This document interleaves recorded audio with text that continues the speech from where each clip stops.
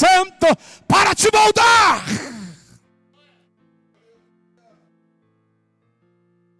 Porque Ele continua gemendo com gemidos inexprimíveis para te levar, para me levar à estatura de varão perfeito. Então, irmãos, o apóstolo Paulo, porque todas as vezes que comerdes este pão e beberdes este cálice, anunciais a morte do Senhor. Estamos aqui hoje para lembrar da morte de Cristo, dos seus efeitos gloriosos, dos seus efeitos poderosos. Estamos aqui por causa da morte de Cristo. Temos o privilégio de dizer glória, aleluia, louvado seja Deus por causa da morte de Cristo. Você foi convidado esta noite a participar não da mesa de pastores. Você foi convidado a não participar da mesa dos homens. Você foi convidado esta noite a sentar na mesa com Cristo para cear com Ele.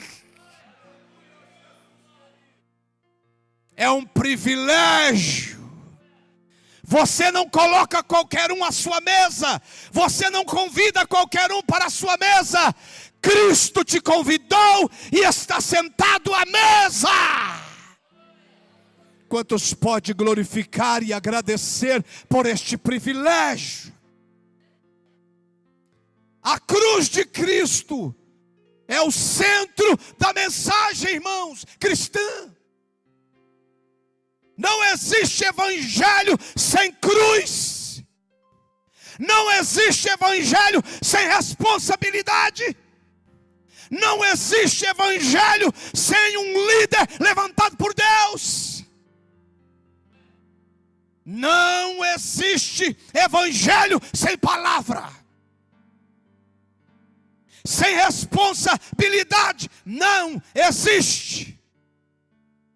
Então Ele ordenou à igreja: lembrem da minha morte. Lembrem da minha morte. Devemos lembrar por quem Ele morreu. Por que Ele morreu? Por quem Ele morreu? Como Ele morreu? O Senhor Jesus. Por que Ele morreu? Ele morreu porque os homens estavam perdidos. Os homens estavam indo para o inferno. Os homens estavam condenados. Mas o amor eterno fez o que o irmão leu aqui no começo. O amor eterno fez com que Ele abrisse mão da sua glória. Ele se despisse da sua glória. Descesse nessa terra. Nascesse do útero de uma mulher. Vivesse 33 anos e morresse. Porque Ele morreu. Ele morreu para te amar. Ele morreu por te amar. Ele morreu para escrever o seu nome no livro da vida. Ele morreu para te reconciliar com o céu. Ele morreu para te resgatar. Foi para isso que Ele morreu. Como Ele morreu? Na cruz. Esbofeteado, pisado, maltratado, cuspido, para te dar o direito que você tem aqui hoje. Diga aí para o teu companheiro: foi Cristo que te deu esse direito de você estar aqui cheiroso, alegre, com o nome escrito no livro da vida. Foi Cristo que te deu esse direito. aconteça o que acontecer, você tem certeza da vida eterna, porque Cristo te deu. Então ele morreu na cruz. Por quem ele morreu? Por mim, por você. Por mim, por você. Outra coisa, irmão. A cruz, como diz Leonard Ravenhill, me dá um pouquinho de retorno aqui, o irmão do som. Como diz Leonard Ravenhill, o diabo fez de tudo para ele não ir à cruz, mas ele foi. Depois o diabo fez de tudo para ele não morrer na cruz, mas graças a Deus, ele morreu na cruz. E depois o diabo colocou todos os demônios do inferno na porta daquela pedra. E por certo, como diz ele, o chefe dos demônios disse a todos: essa pedra não pode ser removida, porque se ela for de dentro para fora, nós estamos lascados, e os homens estão salvos, e o céu será povoado. Mas ao terceiro dia, aquela pedra foi removida pela glória, pelo poder do Eterno, e ele ressuscitou. Diga alguma coisa para o Cristo ressuscitado que está em nosso meio. Leba cheia kamahai oriebahai. A cruz foi o maior triunfo. A cruz é um lugar de horror, mas lá jorrou vida e vida eterna para nós.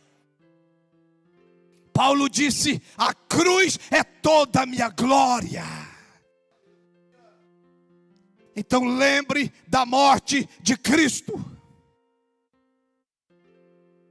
Nunca ninguém pegou Deus de surpresa. A cruz não foi um acidente, era um projeto divino. Apocalipse 13:8 diz que o cordeiro que foi morto desde a fundação do mundo.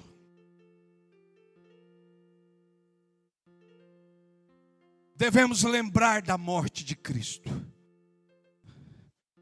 Eu nunca fui na França, mas tem pessoas que dizem que lá numa determinada cidade, os restos mortais de Allan Kardec estão lá.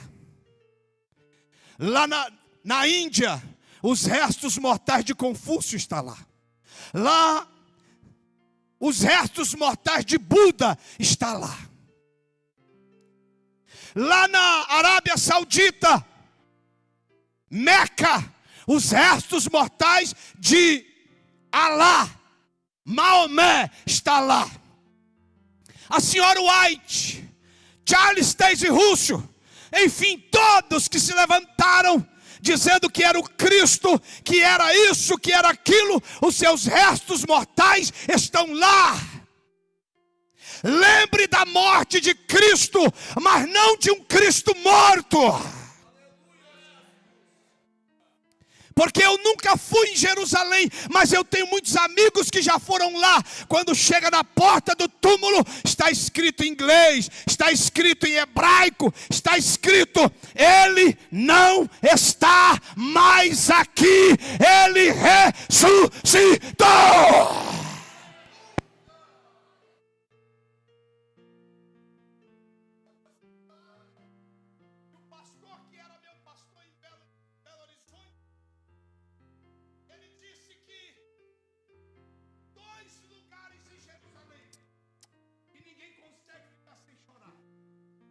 Obrigado, pastor.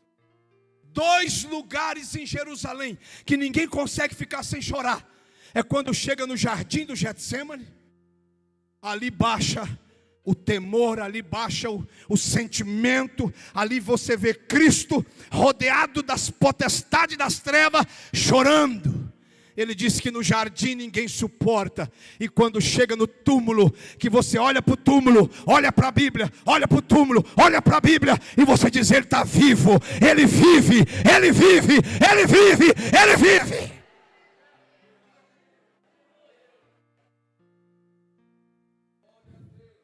E segundo, devemos olhar para frente. Primeiro devemos olhar para trás, lembrar da morte de Cristo. Não chegamos aqui de graça. Houve sacrifício de sangue para que tivéssemos o direito de estarmos aqui em paz. Sacrifício de Cristo, sacrifício de muitos irmãos nossos nas inquisições, nos Coliseu de Roma, em tantos outros lugares. Agora nós devemos olhar também para frente, porque a Santa Ceia fala da segunda vinda de Jesus. Anunciais a morte do Senhor até que Ele venha. Até que Ele venha. Irmão, se a trombeta tocar agora, você sobe.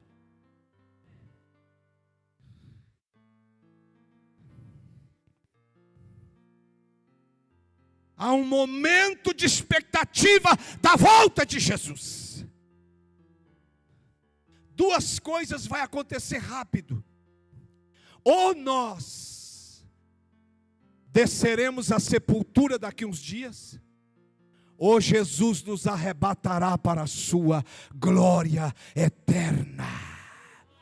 Ouviremos o soar da trombeta. Quem vai ouvir o soar da trombeta? Os que morreram em Cristo ressuscitarão primeiro, e nós, se estivermos vivos, seremos tomados, arrebatados e transformados, e vamos encontrar o Senhor nos ares, e estaremos com Ele para sempre. Diga aí para o teu irmão: aguenta firme, vença os pecados dessa vida, vença as desilusões, as tristezas, as frustrações, porque você vai ver Jesus face a face daqui uns dias.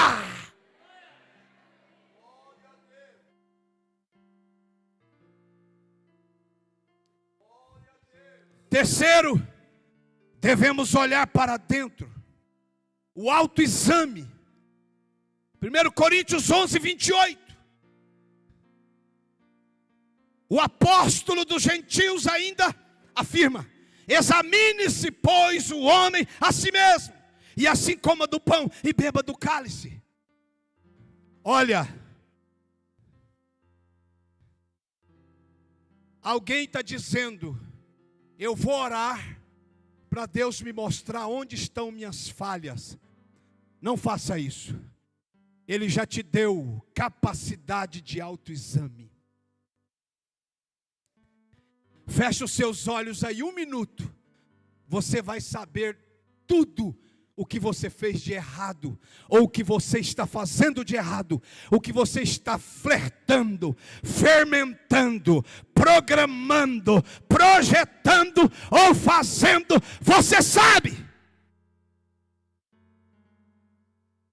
Você não é inocente, nem eu. Examina-se.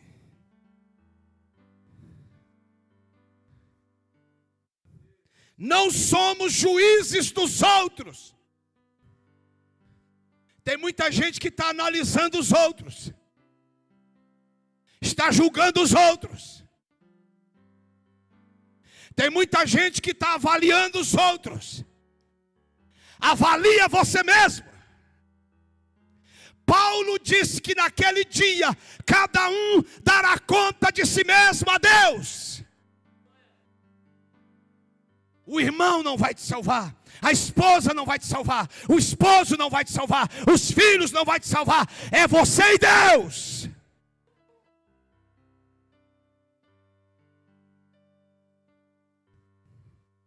Avalia você mesmo.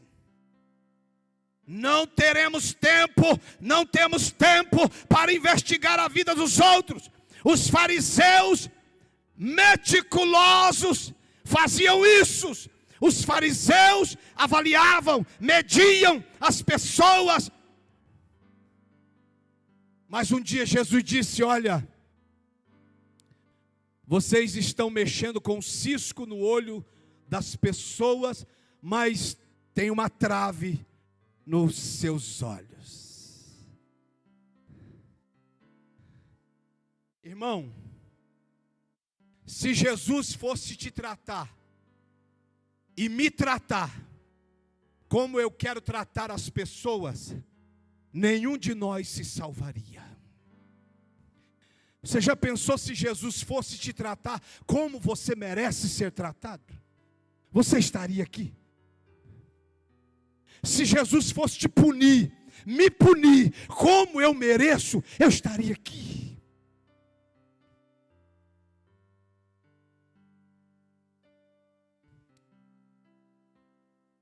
Um dia chegou um profeta até Davi, chamado Natã, e contou uma história.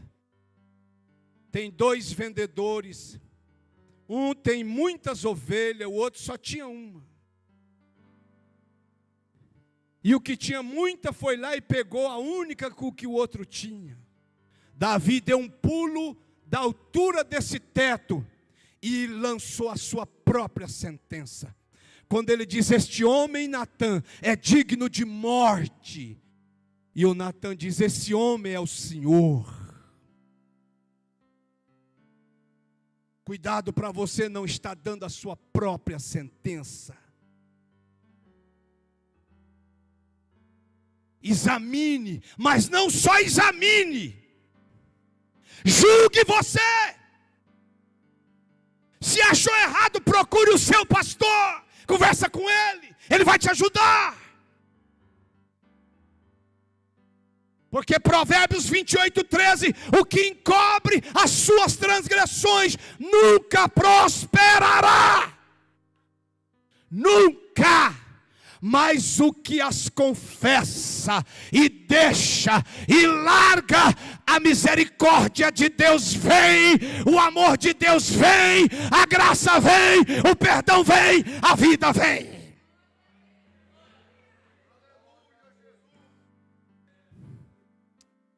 Tem muita gente tomando veneno para a alma. Paulo diz: muitos estão doentes. E muitos já morreram, porque não discerniram. Isso aqui não é uma mesa qualquer, é a mesa santa do Senhor. Não é uma mesa impura, não é uma mesa suja, é uma mesa santa para santos.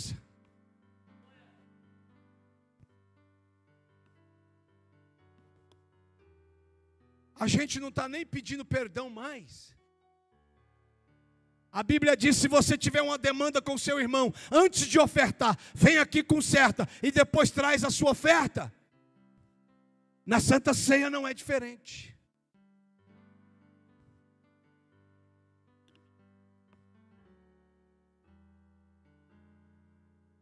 Se você viu pornografia no seu celular, antes de vir para a Santa Ceia, tenha coragem de não tomar na ceia, na mesa do Senhor. Você vai tomar veneno para a sua alma.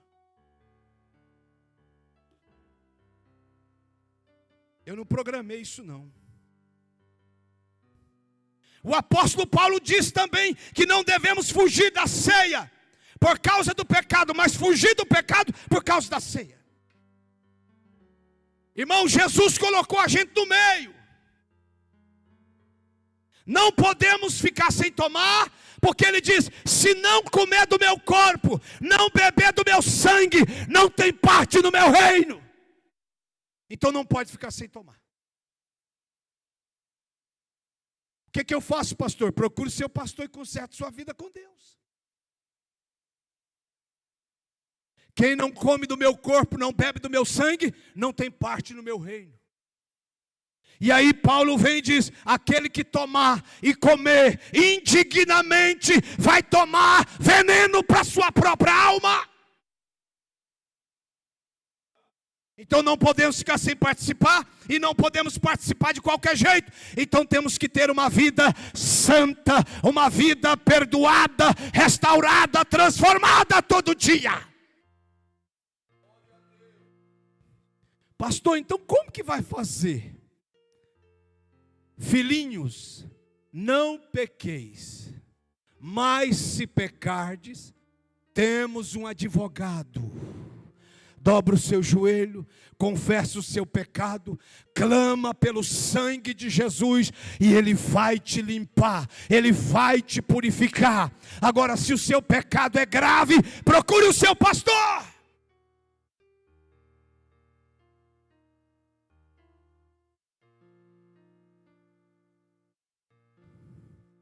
A ordem bíblica é: examine-se e coma.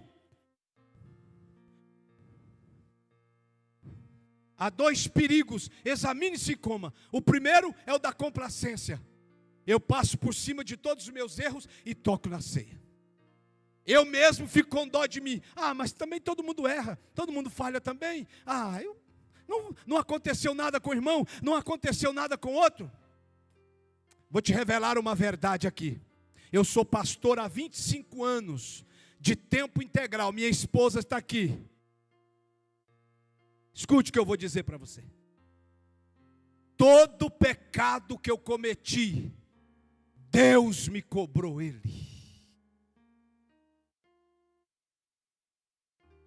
Vira para o teu irmão e diga: todo pecado voluntário que você cometer, Deus vai te cobrar ele.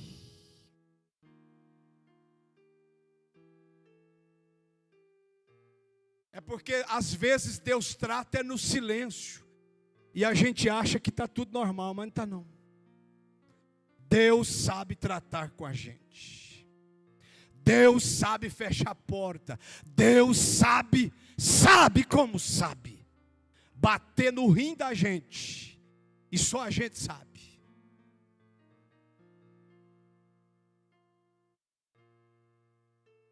Examina, irmão. Foge do pecado.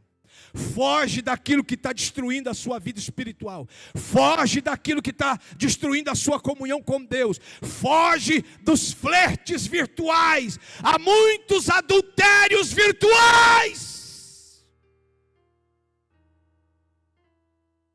Eu não sou pastor da igreja. Respeito a igreja. Mas o Espírito está me movendo a falar isso. Preparei outra coisa. Cria juízo antes que venha o juízo repentino e terrível.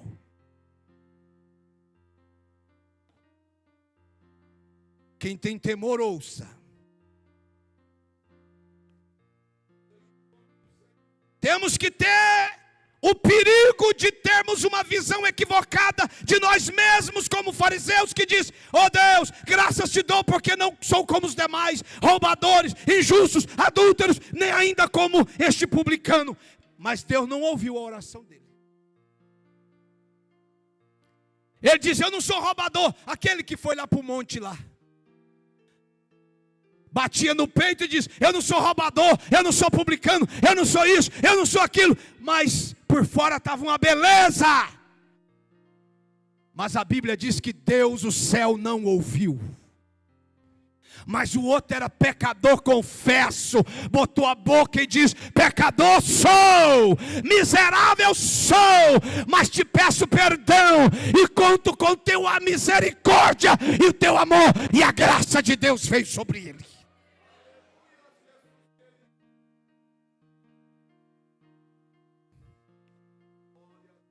A igreja de Laodiceia tinha um conceito de si mesma, além da verdade. Estou rico, abastado, não preciso de coisa nenhuma, não preciso de mais ninguém. E nem sabes que tu és infeliz, miserável, pobre, cego e nu, disse Jesus para aquela igreja.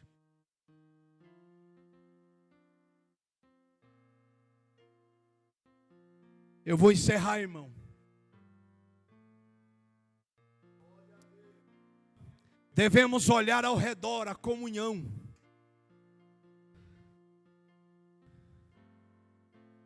Em primeiro lugar, participar da ceia do Senhor indignamente não é bom. Está no versículo 27. O apóstolo Paulo exorta: por isso que aquele que comer o pão, beber o cálice do Senhor indignamente, será réu do corpo do seu sangue, do sangue do seu Senhor.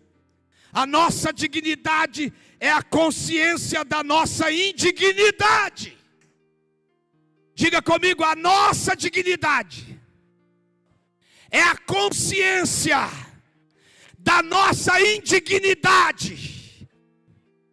Porque se Deus fosse levar o pé da letra, nenhum de nós tomaríamos essa santa ceia. Mas o sangue de Jesus está jorrando no meio dessa igreja para te lavar.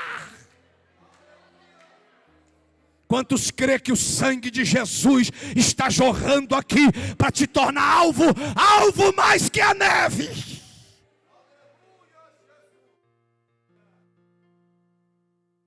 Assentar-se à mesa do Senhor de forma leviana, irrefletida e despreparado é comer e beber juízo para si.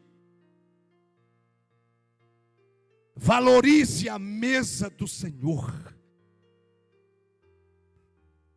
Um dia você vai participar dessa mesa no céu, com anjos servindo a gente. Foi Jesus que disse. Na última ceia com os discípulos, ele disse: eu vou participar com vocês da última ceia nessa terra, e vou provar do fruto da vide pela última vez, porque eu vou esperar vocês lá.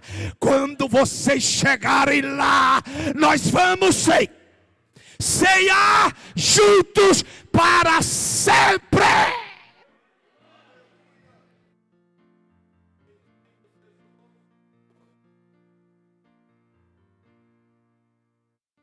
Segundo, participar da ceia sem discernimento. Pois quem come e bebe sem discernir o corpo, come e bebe juízo. Cuidado, irmão. Cuidado. Tem uma lei divina aqui. Tem uma espada flamejante aqui. Nessa cerimônia gloriosa, tem uma lei. Precisa se discernir o corpo de Cristo. O crente precisa discernir. Não podemos assentar-nos à mesa com mágoa com os irmãos, com falta de perdão. É uma mesa de comunhão. Como é que você vai tomar santa ceia de mal do seu irmão? Como é que você vai tomar santa ceia falando mal do seu irmão? Como é que você vai tomar santa ceia falando mal do seu pastor? Como que você vai participar da comunhão falando coisas que você não deveria estar falando? E ainda trará juízo para ti.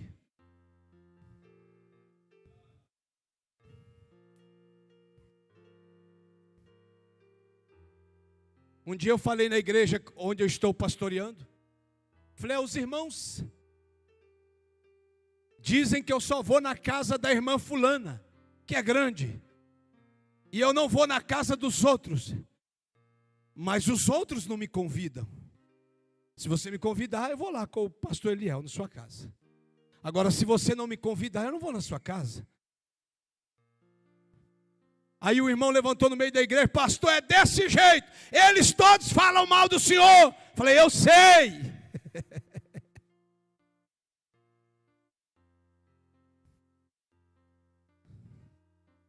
Diga aí para o teu irmão: não seja um mexeriqueiro, irmão. Seja um crente.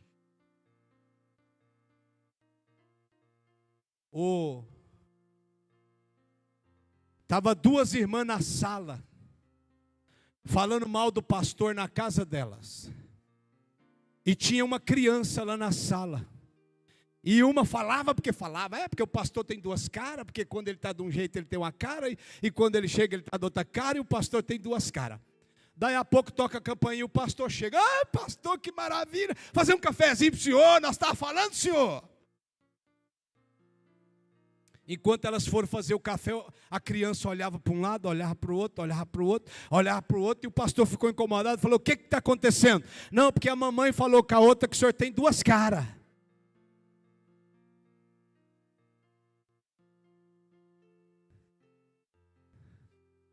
Quem tem duas caras aqui, diga amém.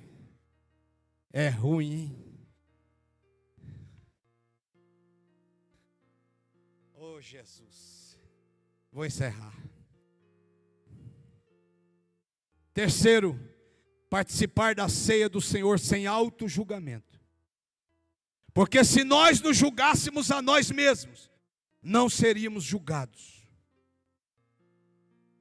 Irmão, o auto-julgamento. Quem já julgou você mesmo? Levante a mão, deixa eu ver. Você mesmo julgou você? Não, eu não devo fazer isso. Quantos aqui, irmão, já? Você chegou no espelho e diz: não, eu tenho que mudar. Eu tenho que mudar meu comportamento. Quantos já fez isso? Então a Bíblia está dizendo lá no versículo 31. Julga a si mesmo. Porque se você não julgar você mesmo, o Senhor te julgará. Então Deus dá uma oportunidade para a gente consertar. Deus dá uma oportunidade para a gente se acertar. Deus dá uma oportunidade para a gente pedir perdão e colocar a coisa em paz. Agora, se você, olha aqui, ó, para encerrar, de verdade. Ah, mas o fulano está em pecado. Ah, mas eu estou pecando tem tanto tempo e estou tomando ceia e até hoje Deus não veio. Ô, coitado, Deus é longânimo. Ele está te dando tempo para você acertar a sua vida. Ele está te dando tempo para você parar e consertar. Ele está te dando tempo para você pedir perdão e mudar a rota. Agora, se você ignorar os sinais, em breve Ele virá ao seu encontro e te tratará. E o dia que Ele te tratar, você saberá o quanto é doído ser tratado por Deus. Julgue a você mesmo, antes que Deus venha te julgar.